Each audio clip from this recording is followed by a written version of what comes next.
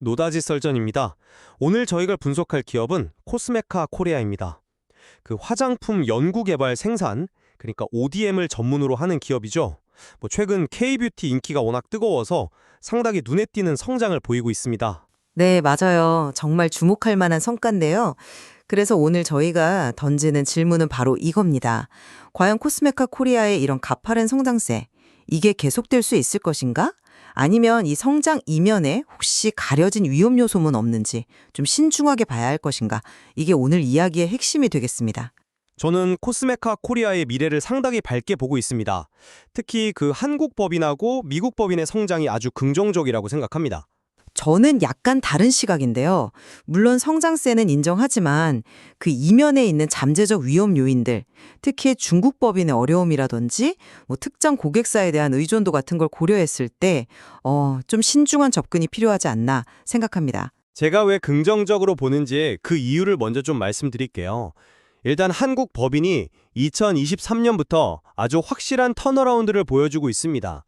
예전에는 마스크팩 중심이었는데 이제는 머세타필이나 아누아 클렌징 오일 같은 이런 기초 제품 히트작들을 계속 수주하고 있고요.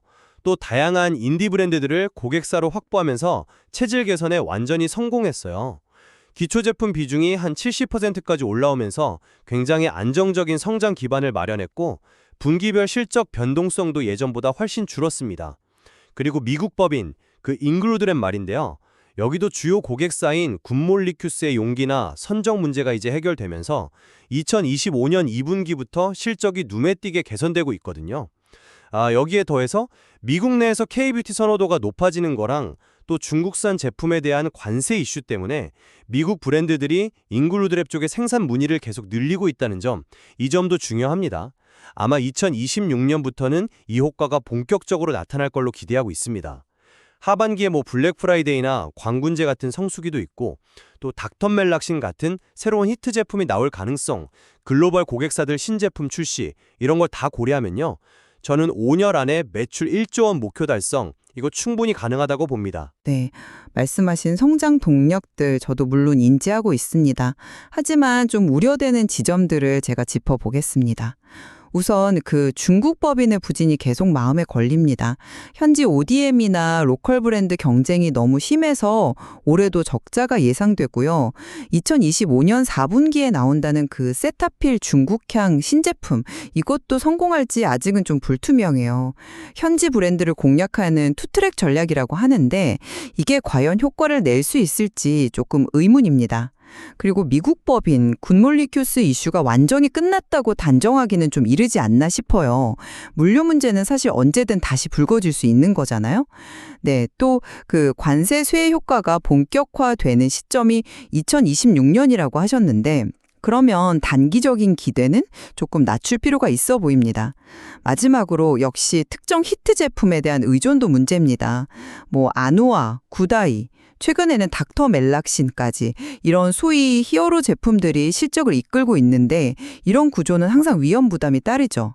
닥터멜락신 인기가 과연 계속될지 또 이렇게 급증하는 주문량을 생산 능력이 제대로 받쳐줄 수 있을지 특히 연간 생산 능력이 한 0.36억 개 정도로 상대적으로 좀 작은 잉글루드랩 코리아의 역할이라든지 또 증가하는 내부 거래 같은 건 좀 주의 깊게 봐야 할 부분이라고 생각합니다. 미국 시장 성장성에 대해서 조금 더 이야기해보죠. 굿몰리큐스 회복세는 상당히 뚜렷하고요. 월마트 같은 새로운 유통채널 확장도 아주 긍정적인 신호입니다. 그리고 관세 이슈 때문에 미국 브랜드들이 생산 문의를 한다는 거 이게 그냥 기대감이 아니라 실제 계약으로 이어지고 있거든요. 특히 잉그루드랩이 원래 강점에 있는 그 선프림 같은 OTC, 일반 의약품이죠. 이런 제품 경쟁력이 미국 현지 브랜드들의 니즈하고 딱 맞아떨어지고 있다는 점이 중요해요. 그래서 신규 수주가 계속 늘어날 가능성이 높다고 봅니다. 네, 물론 기회 요인이 있다는 점은 저도 인정합니다. 하지만 그 굿몰리큘스 이슈 재발 가능성은 여전히 남아있다고 보고요. 또 관세수의 규모나 시점의 불확실성도 무시할 수는 없겠죠. 그리고 더 중요한 건 미국 시장 내의 경쟁 환경입니다.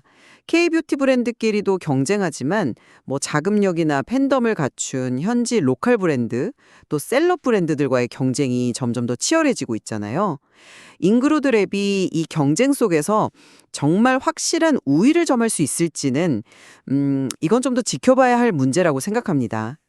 그렇다면 한국 법인의 안정성이나 확장성, 이 부분은 어떻게 보십니까?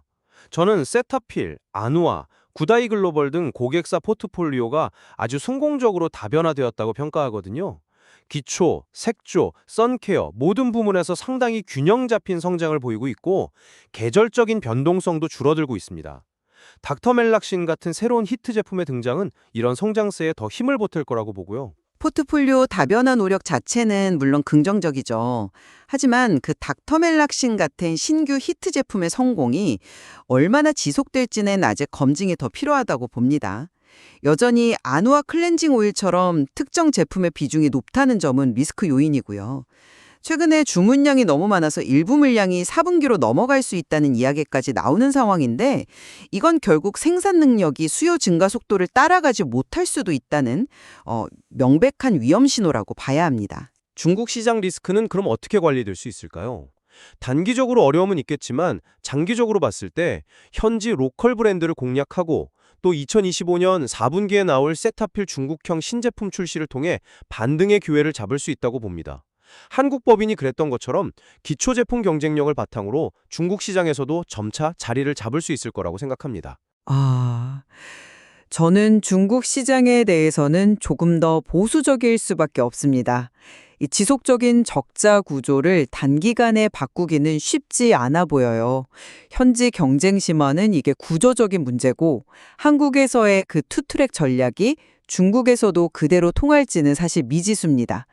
중국 시장에서 가시적인 성과가 좀처럼 나오지 않는다면 회사 전체 성장에도 계속 부담이 될 수밖에 없겠죠.